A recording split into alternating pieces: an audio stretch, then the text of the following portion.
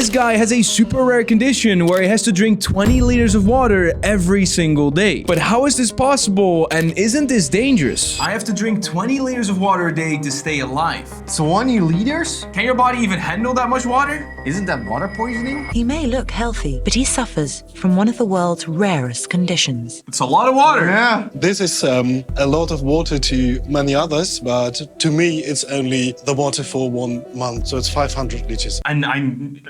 What? How is he still alive? How often does he go to the toilet? Does he sweat a lot? Or is it because he doesn't take up all the minerals from the water? I feel bad for him. He probably spends 50% of his day either pissing or drinking water. That's probably true. Yeah. Mark is constantly thirsty and must drink at least 20 liters of water a day just to stay alive. At least? But is it because he's thirsty? He's not forced drinking, he's really thirsty. We've also had a video about a guy who couldn't gain any fat and he really has to force feed and he was eating 10,000 calories a day. After 1.5 hours, I will feel extreme thirst. Then my lips get dry. The only man in the world legally allowed to say it's water weight.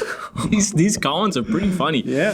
He will be going to see a specialist to find out if there's anything he can do to relieve his symptoms. So it is dehydration. Mark was born with an inherited, incurable, and life-threatening disorder. So it runs in the family. 20 liters is an insane amount. These are basically the most sold water bottles in the world. So you would need like 13, 14 bottles? Of this a day. How much water gives you water poisoning? 10 to 15 liters of water intake for several days can cause water intoxication. And he drinks 20 a day. I feel so bad for the guy. And how is he still alive? It's a constant struggle to make sure he stays hydrated.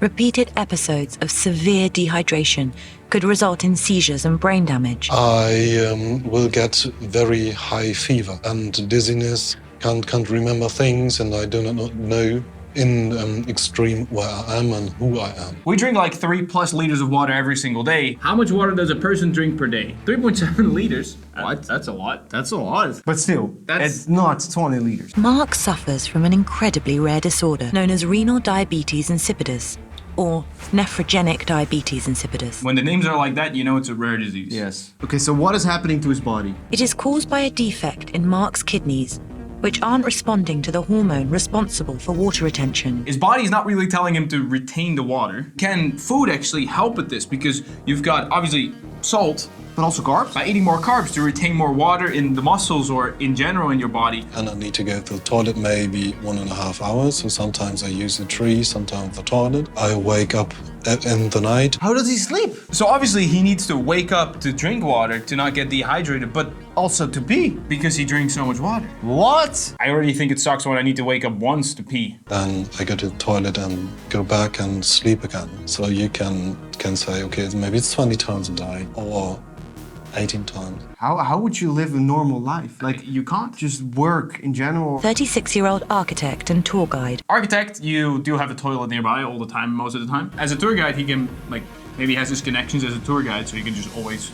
Go again, like past the toilet and stuff like that. I can see it work with these jobs. And he still got through university and became an architect. Very impressive. Yeah, he seems to handle life pretty well. Yeah. Even with this condition. Today, Mark is making the 2.5-hour journey from his home in Bielefeld to the capital, Berlin. Going to see Dr. Browney, who is an expert in all the stuff which has to do with kidneys. I hope he has some new answers to old questions. He's 36, and you see with these very rare diseases that he still hasn't gotten an answer. He has had this disease for his entire life. There is more info on how that went and how he's doing right now, but what happens when you drink too much water? Life couldn't exist without water, but in the right circumstance, water can be as dangerous as any poison. All my thirst gone right now. Your kidneys filter out excess waste and water from your bloodstream, but they can only process 800 to 1,000 milliliters of water an hour. And if you somehow manage to drink more than that without throwing up,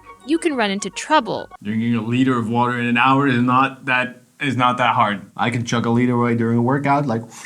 She says it like everyone will throw up after 800 milliliters of water. No. Because you're drinking faster than your kidneys can process it, so the excess ends up in your cells. Normally, your cells are surrounded by a carefully balanced solution of sodium and water. But when you drink too much water, the sodium solution gets diluted, so some of that excess water rushes into the cell to restore balance. and that causes it to swell up. Soft, flexible tissue like fat and muscle looks like can they're gonna stretch. explode. But for the cells in your brain, it's another story, because your skull isn't stretchy. First, you might experience headaches, confusion, or drowsiness. But as the pressure increases, you risk brain damage, coma, and even death. I guess drinking too much water is mind-blowing.